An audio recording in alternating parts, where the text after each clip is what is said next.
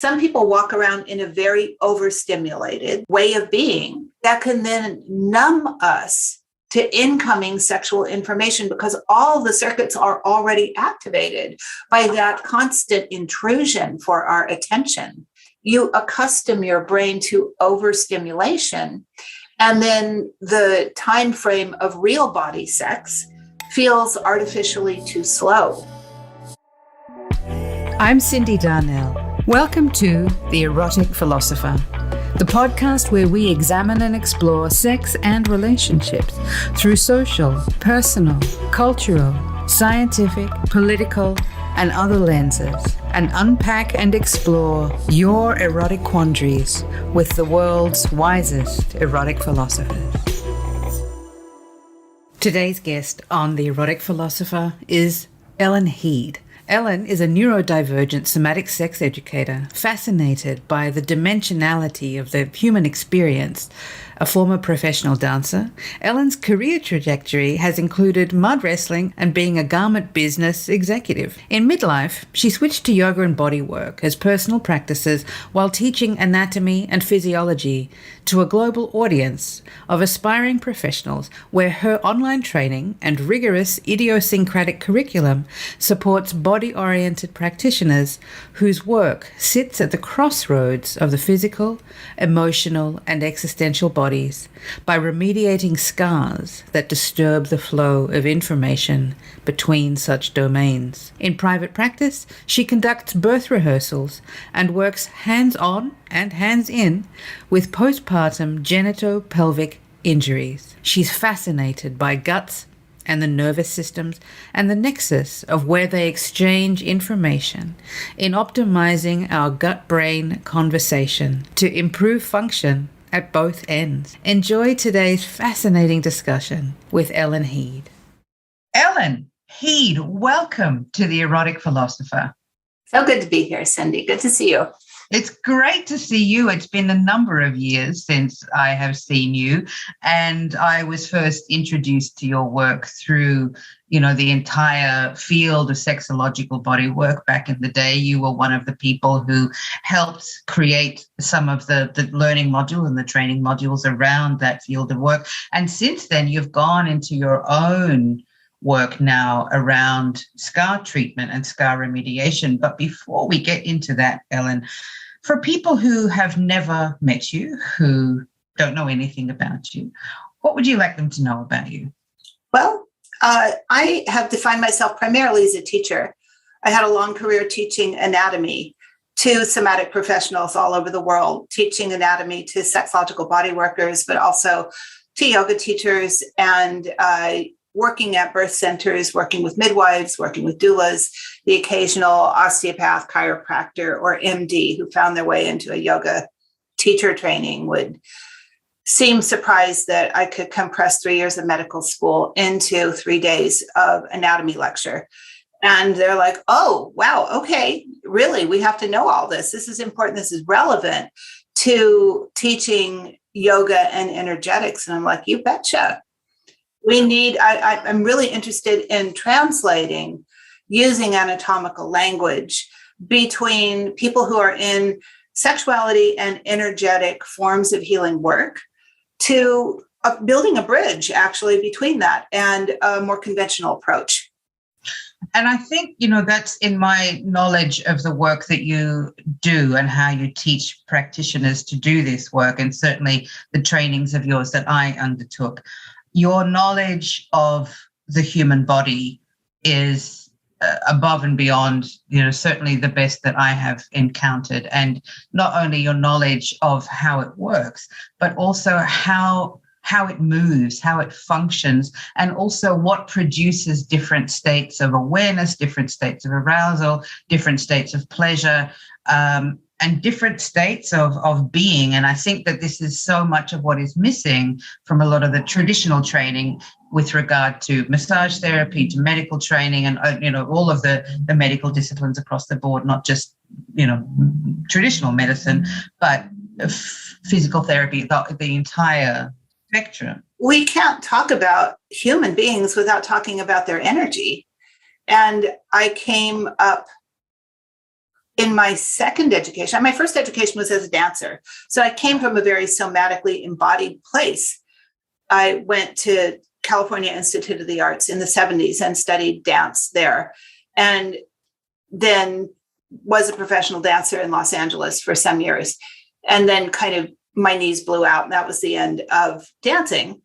But somehow I found my way in the garment business. I don't know how. I just had an ability to flat pattern draft and make clothing, and I just started doing it. You just fall into things somehow. And I fell into doing that.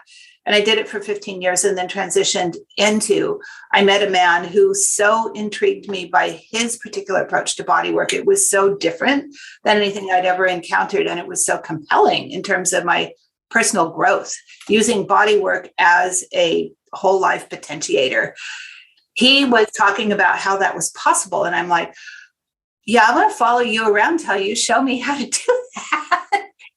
And I apprenticed with this man for 10 years, and he taught me, it was in the context of a shiatsu school. So he was integrating Western and Eastern anatomy and physiology and energetics. He would teach the physiology of an organ, and then he would teach the energetics a la Chinese medicine and the shiatsu perspective of how you would work with that organ hands-on, how you could touch a body part and start to perceive what's going on in a gallbladder, in a liver, in a thyroid.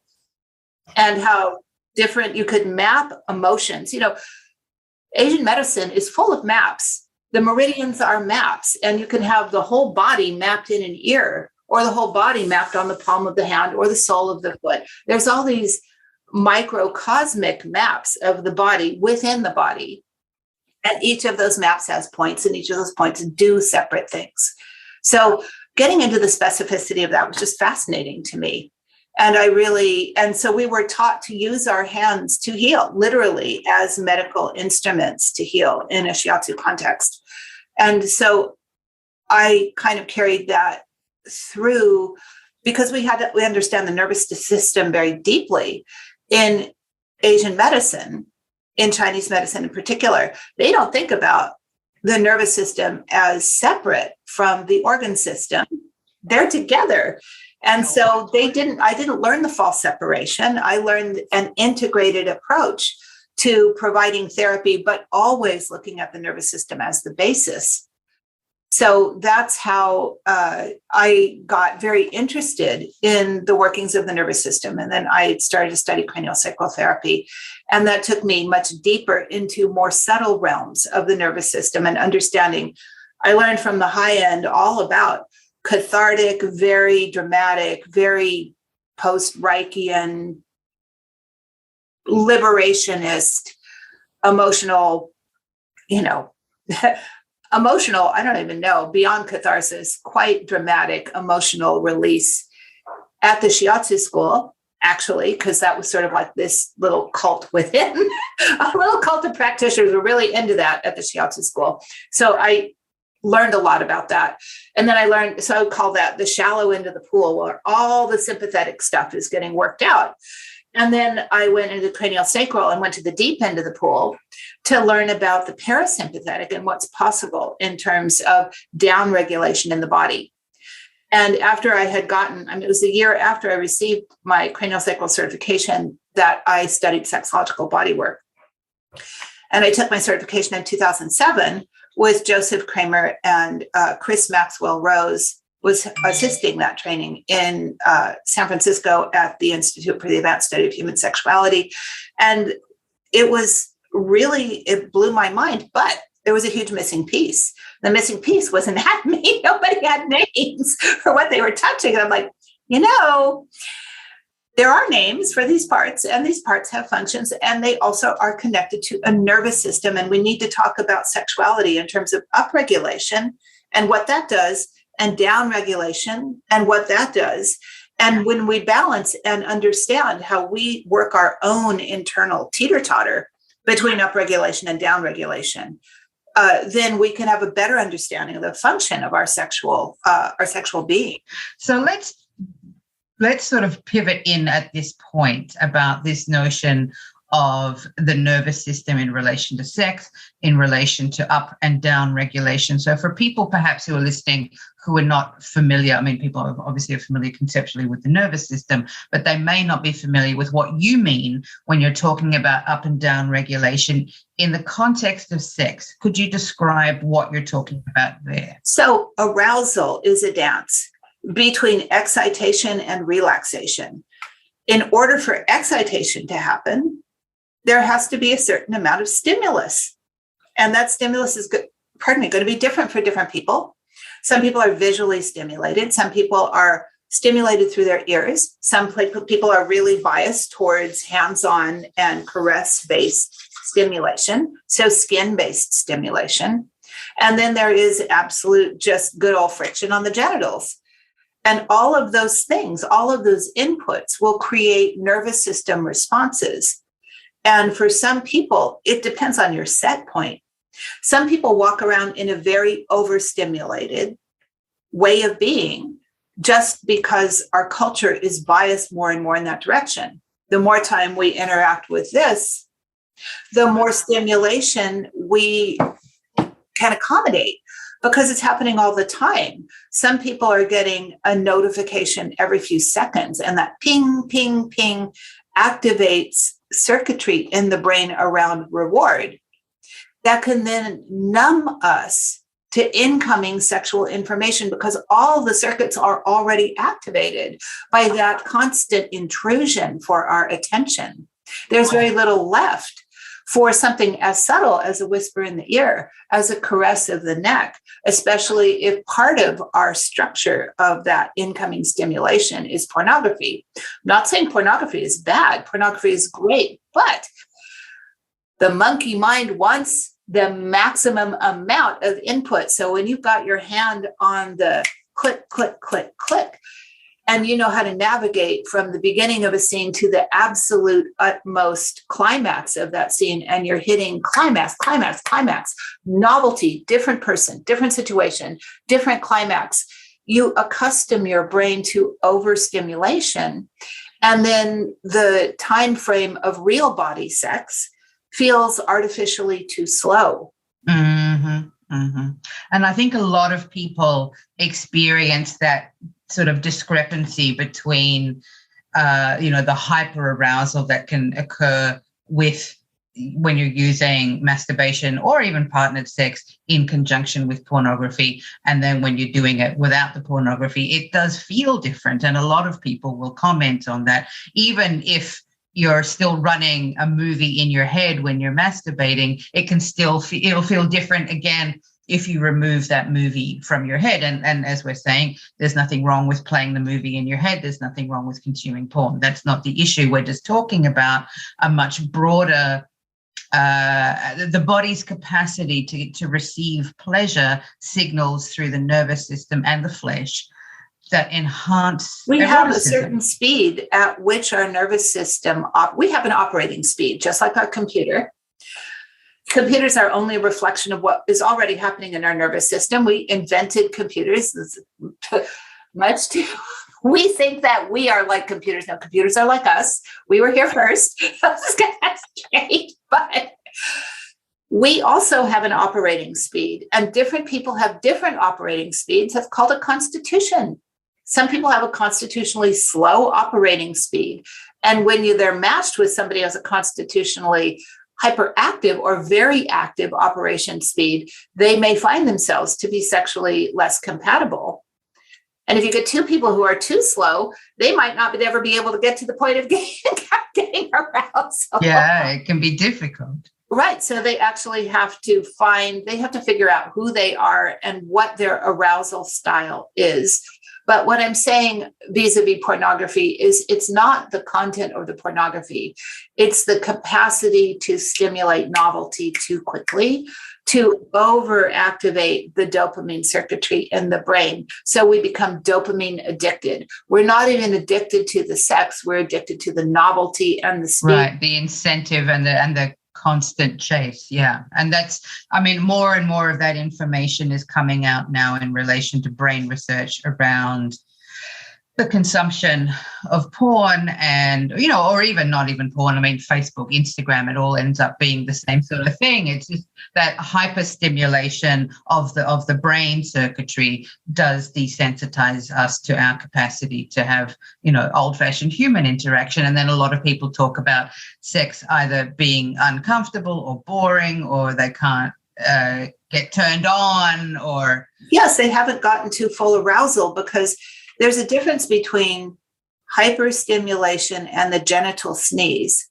which I will qualify as a kind of a minor orgasm, and the amount of full exploration of all the possibilities of upregulation and downregulation multiple times through a sexual engagement cycle that then builds much greater capacity for a much more intense physiologic experience, because there's time for the whole body to catch up with the nervous system. Right. And I think that's one of the key lessons that I learned from you all those years ago, was the importance of allowing the body time for full arousal. And I think a lot of us tend to think of arousal being, engorgement, wetness, erections, and these kinds of things. And obviously that is arousal. But what I learned from you, if I paraphrase it, is that when we allow the body time to get fully on board, for everything to come online, which can take, up to an hour or perhaps even more in some bodies, it's not just the presence of erections or, dripping vaginas that indicates arousal, although that's part of it, but actually having the entire body coming online as a full organism. And very few people have ever even experienced that, simply because they don't give themselves the time to. Or they don't even know it's possible. They hear this notion of full body orgasm, but they don't have a clue how they might get there, because they're not taking the time to look for the places between the places where the fingers are, connect to the hand, looking at the place of the inside of the elbow. How about behind the knee?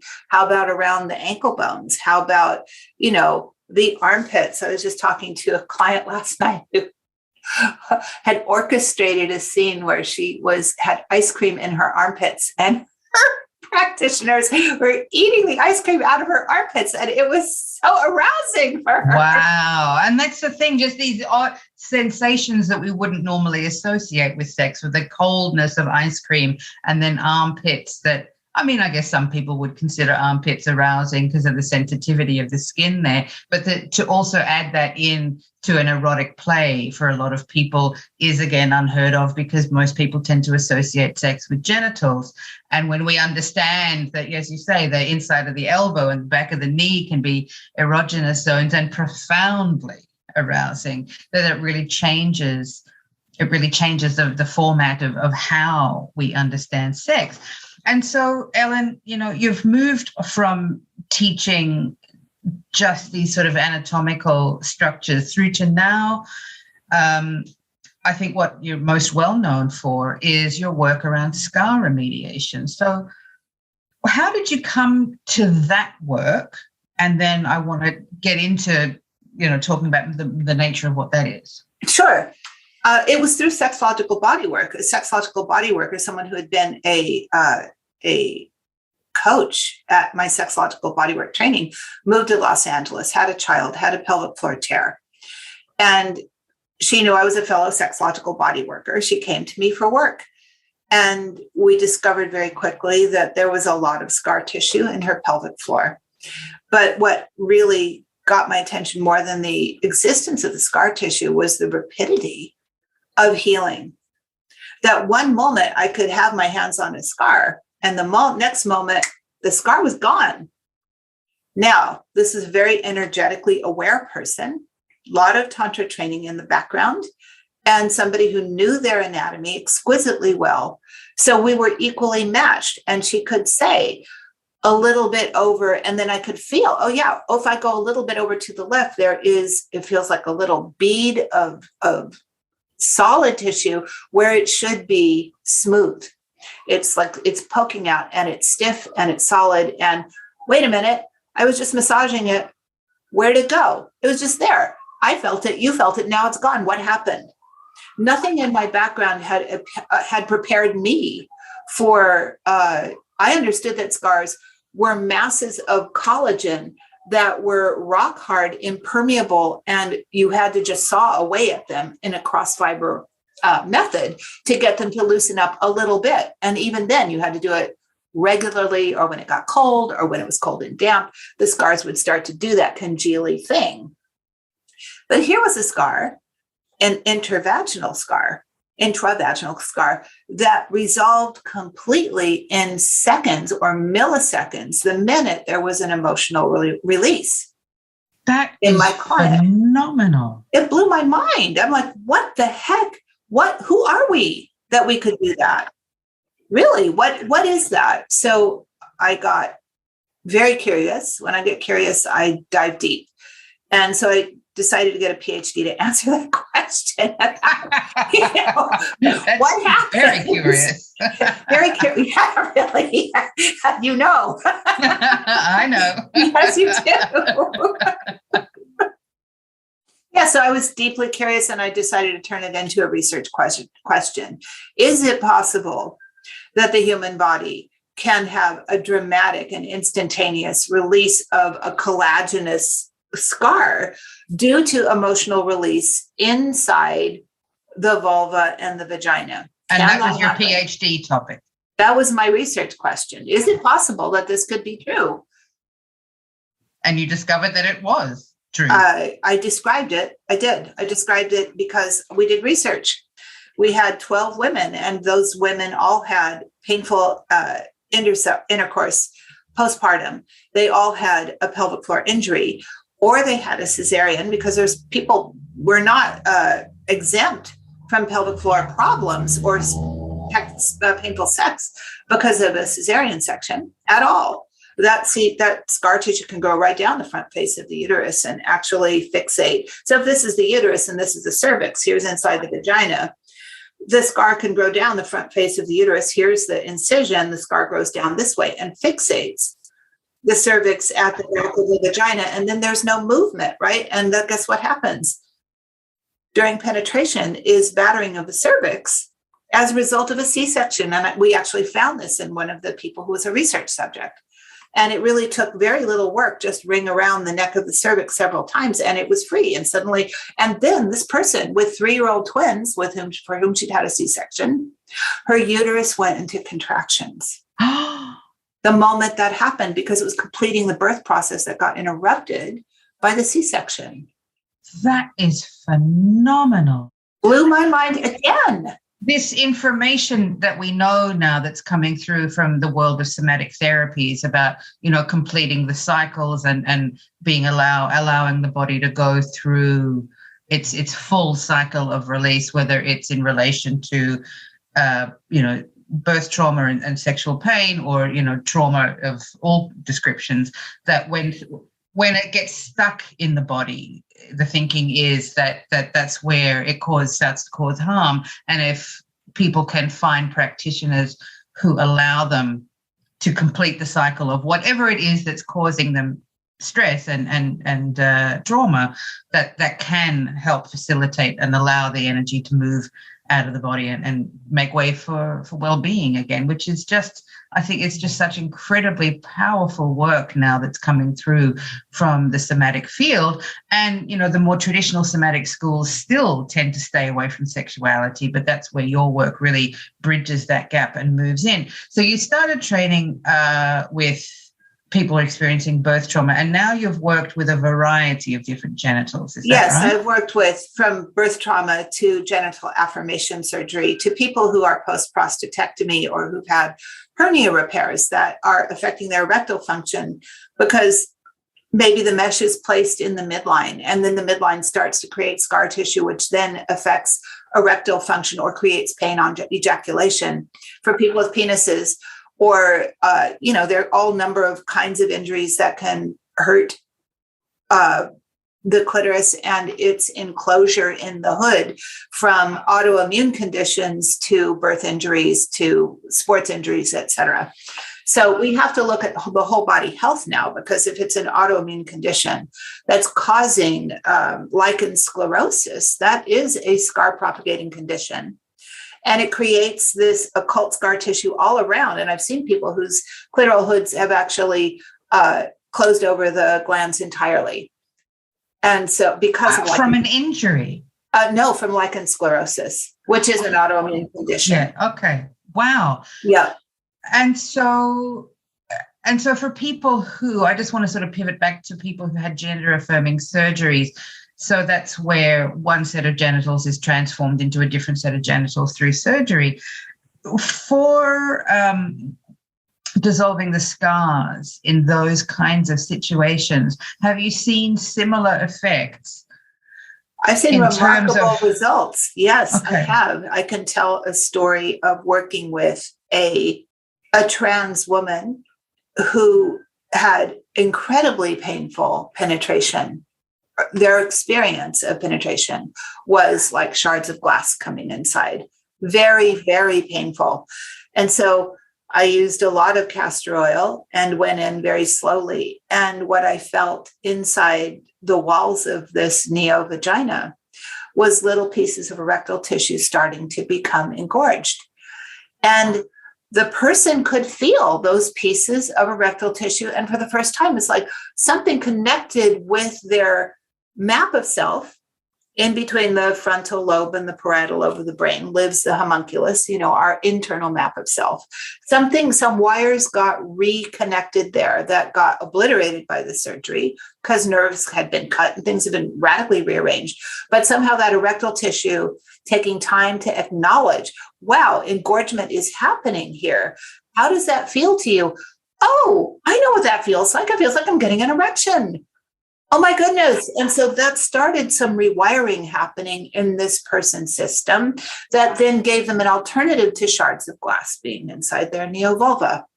Amazing. And so this again is, this powerful information that even when, tissue is damaged, nerves are severed, that the brain and the neural pathways are able to reroute themselves That's called neuroplasticity. In some fashion. Right. Yes. To recreate erotic pathways for people who have had, and you said also prostatectomies you've worked with. Yes, I've worked with prostatectomies, and sometimes successful, sometimes not, because sometimes the nerve damage is too extreme. And you're typically working with people who are in their 8th decade or their late 7th decade.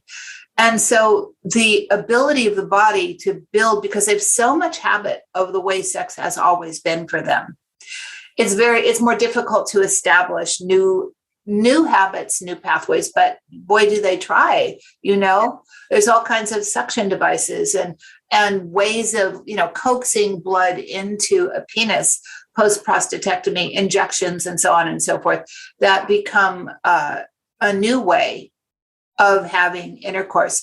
And then there are some people who said, I'm fine without having an erection. I still can have a pleasurable orgasm with no erection. And so just even presenting that as a paradigm for people and really permissioning that as legitimate as a way to enjoy your sexuality in a time when your ordinary plumbing isn't doing what it used to do. In terms of, blood and erections and so forth. Right.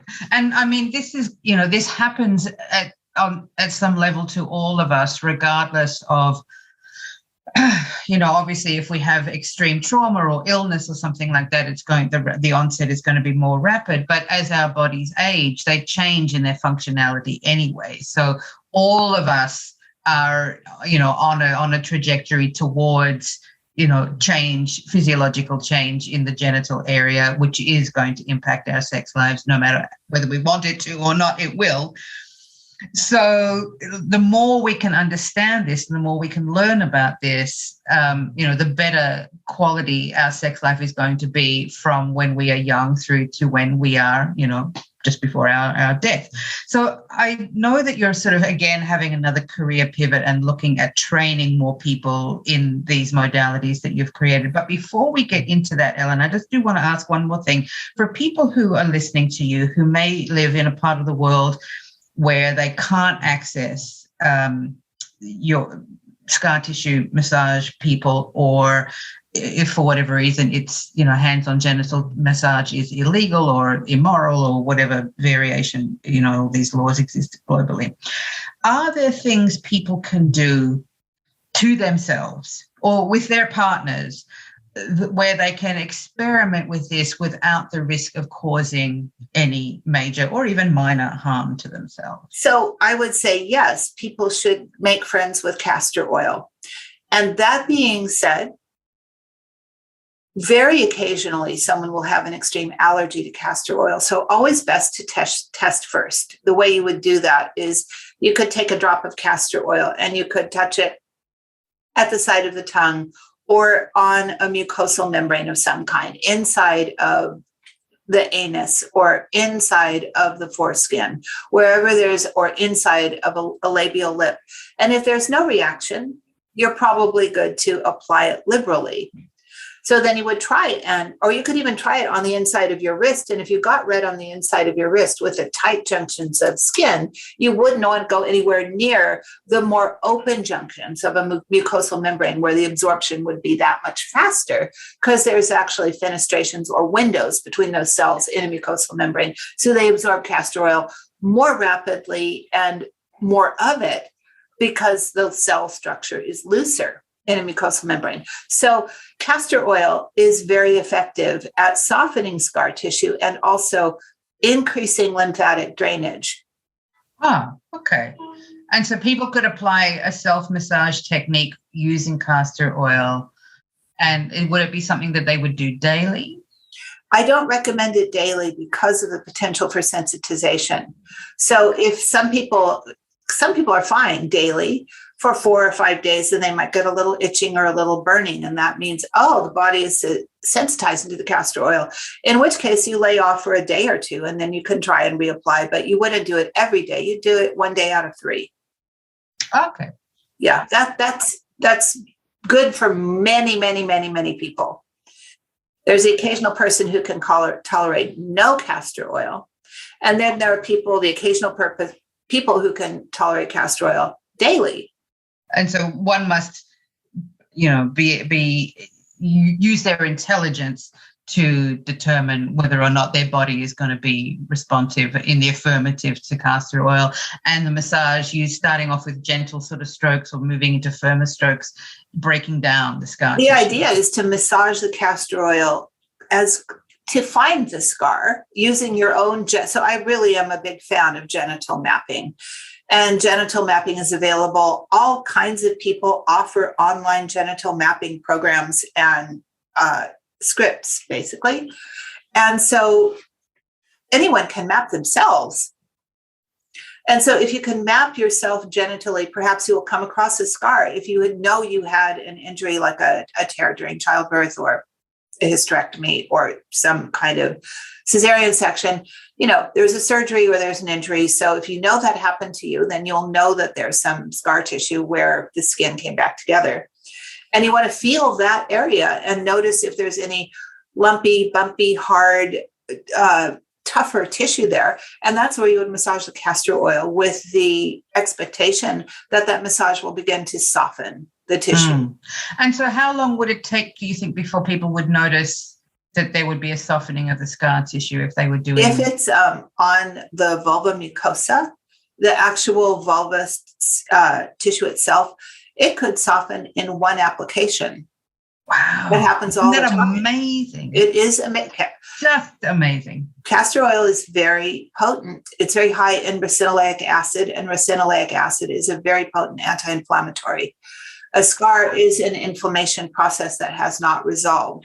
So the body, in response to that inflammatory process, keeps producing the kind of collagen that makes scar tissue with the potential to create. There's 28 species of collagen that any given fibroblast has the option of creating. We want it to select for a normal kind of collagen, not a scar kind of collagen. In the presence of the racinoleic acid of castor oil, it will select for a more normal kind of collagen because it's not inflamed. So that's how that all works. That's just remarkable. And so, speaking of remarkable, your knowledge is second to none, and you're looking now at teaching more and more people about this work with your new sort of professional pivot. So, for people listening who are thinking, "My goodness, I want to go and learn about this," what will they learn if they come to you? Oh, well, it's very interesting. I have created a 2-year program. It takes 2 years to understand the body sufficiently to not only work with the physical scar, but the emotion. There is an emotional response that accompanies a scar dissolution, and learning how to hold space for that emotional response takes more training than just learning how to go in and do the what you do with your hands. Learning how to hold space for the emotional body, and then building a bridge between the emotional body and the cognitive body, and then mapping that back onto the physical body. But then there's existential scar tissue, which we have to talk about. And that's the scar tissue of what's imposed by our culture, our beliefs. If we don't believe we can heal, we can't heal. But if we believe we can heal and we make space, it's amazing what can happen. That's what surprised me. I was like, you can't change a scar. Scars are forever. Like, that wasn't true. So, but it only was true that people had the rapid dissolution, the instantaneous dissolution of scar tissue when they had an emotional release, and they didn't have a lot of inflammatory titers in their body to begin with. They had to be baseline healthy, not a lot of inflammation. They had to be emotionally available, and they had to get the right manual manipulation of their tissue. So that takes a while to train. And then also, people who study with me then become educators, because you can't talk about scars, sexuality, and genitalia without doing a lot of education, because mapping is so critical to, we map everything. We map the existential body, the emotional body, the physical body, the genital body. We map, we map, we map. We locate people in their experience. So once they understand where they are, if they really understand where they are, that's half the equation. Absolutely. And that's the thing, because traditionally all of the kind of healing professions have been so segmented and so separated that there's, the talk therapists who only do the talking. For many years, it was all very sort of cognitive and thought-based. Now it's sort of moving into a blend of cognitive and emotional. And then there's the body workers and the body people who don't do, the cognitive stuff, and they maybe dip into the emotional stuff, but often not really, or perhaps not very well. And then the energetic stuff, the energy people who can often be very woo-woo and not very grounded, and they don't they're very uncomfortable with the cognitive stuff. And so, it sounds like the program that you're creating brings all of those elements into play, and to say, these, not that we necessarily have to be expert in all of these areas, but certainly it helps if we can be across. We have to be conversant, at least conversant and grounded. And when you're conversant and grounded and have competency, and when somebody's wounding, their essential wounding is in the existential, meaning their beliefs around what's possible for them. Maybe they were raised in a very strict religious sect, that there were a lot of sexual proscriptions that are baked into their nervous system. That's a very particular kind of wounding that then may or may not layer onto physical wounding and the scar from that. But if you don't address that existential scar tissue in the belief system, what's possible for the physical tissue is limited. Yes, you can apply all the castor oil in the world to the scar, but if there's no belief around it's my right to have a full body orgasm and I really want to get there, and that may not be the be all end all, but it's my right to have sexuality at all. Yeah, that has to be addressed. Yeah, and that, I think, is one of the most powerful undoings that comes with this work. And in my experience of being trained initially in some of the erotic massage work, and then going and training as a psychotherapist, and then actually flipping back and going, the psychotherapy stuff's interesting, but to my mind, it was very limited in what I could do and what I had discovered in working with people's bodies, and what, how far you can get with somebody, with a client.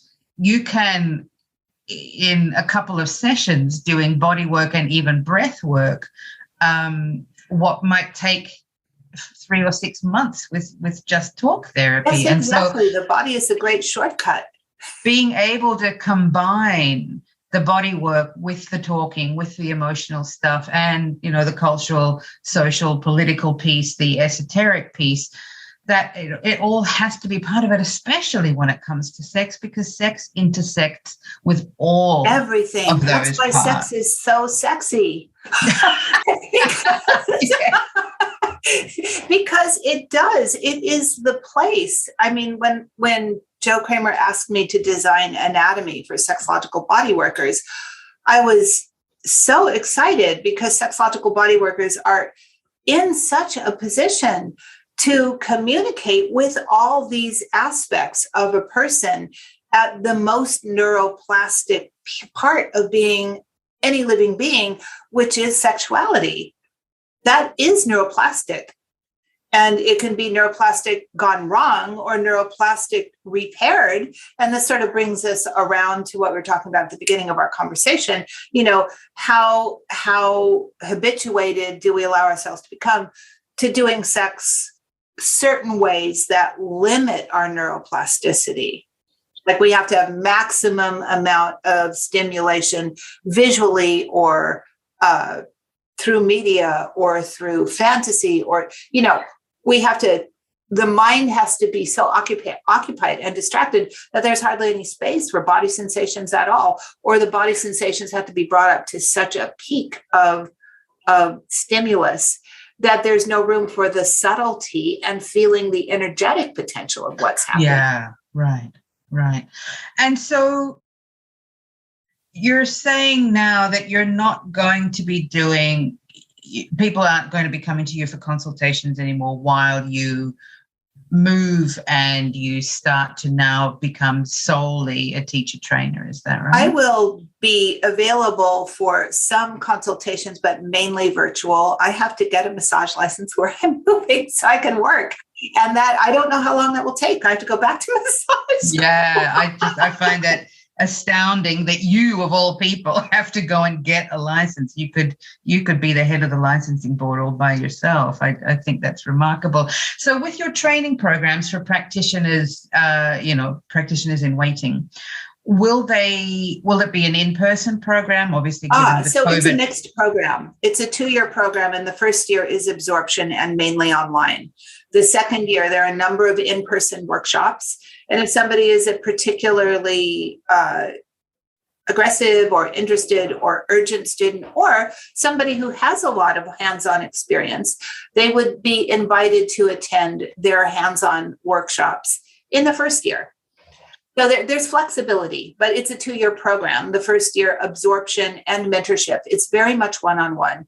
I spend a lot of time, 6 to 8 mentorship sessions, talking to people about how they're relating to the program. I don't give a rat's ass, honestly, with anyone keeping up with the schedule at the rate that the program drips. What I care about is how it's touching their lives and how they're reorganizing themselves and their nervous system around what they're learning, because that's where we start. The first module is called Assessing the Unseen, which is the nervous system. The second module is Addressing the Body. How do we work with the biochemical body, the biomechanical body, the emotional body, and the scar body? The third module is Working with Genitals. And the fourth module is a lot of work around postpartum and how we as practitioners need to take care of ourselves to walk the walk. So how do you cleanse your liver? How do you take care of your insomnia? What do you do when you're suffering burnout? If we don't have these tools, we're not going to have longevity in a profession where we're continually confronted with trauma. That's such a wonderful addition to, the variety of of clinical approaches that people can take. And I am so glad, Ellen Heed, that you exist in the world and that you're putting this program out there. And of course, for people who are listening and watching this video, your links are going to be in the show notes for people to follow up with you. So for people who are all ears about what you're doing, I would encourage them to absolutely reach out to you.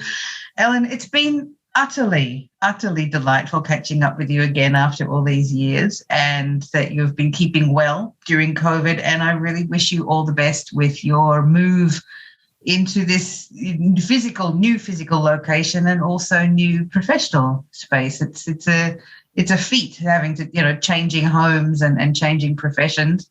But I wish you all the best with it. I think the world absolutely needs what you have to offer. Oh, well, I'm so excited to be doing this. And thank you so much, Cyndi. It's been a delight to speak with you. I hope you enjoyed today's discussion with Ellen Heed and learned some really fascinating things about our bodies and how they work and their relationship to sex and pleasure that's far more textured and complicated and, nuanced than just sex in the way that we conventionally tend to understand it. And really that is sort of at the crux of what so many people struggle with in sex and relationships, is the limited knowledge that most of us receive about these things and how they impact us and our ability to actually create sex lives and relationships that are meaningful, that are sustainable, and that are nourishing and full of pleasure. And speaking of pleasure, you may know, but I'll remind you one more time, my book, Sex When You Don't Feel Like It, is coming out in June this year of 2022, and you can pre-order it or back order it or just plain order it, depending on whenever you're listening to this, on my website. If you head to my website, cyndidarnell.com, CyndiDarnell.com, you'll see the book tab there and the information about that book, specifically geared towards people who are in partnerships where libidos are mismatched, which really is probably everybody in relationships, because mismatched libido is so incredibly common, and it's not always an indication that something is wrong. It's just something to be managed and assessed. And my book aims to support you with that physically, somatically, emotionally, cognitively, scientifically. All the things are there. I hope you'll enjoy it. While you're hanging out on my website, it's also the home of the Erotic Philosopher. You'll see the podcast tab there, and there is a link to leave us a review on iTunes. I would love it if you took a couple of minutes to head on over to iTunes and rate and review the Erotic Philosopher podcast. That's how other people get to find this. That's how other people get to hear these amazing interviews with extraordinary thinkers, feelers, doers in the realm of sex and relationships. You can also follow the Erotic Philosopher on Instagram and Twitter. We are at the Erotic Philos.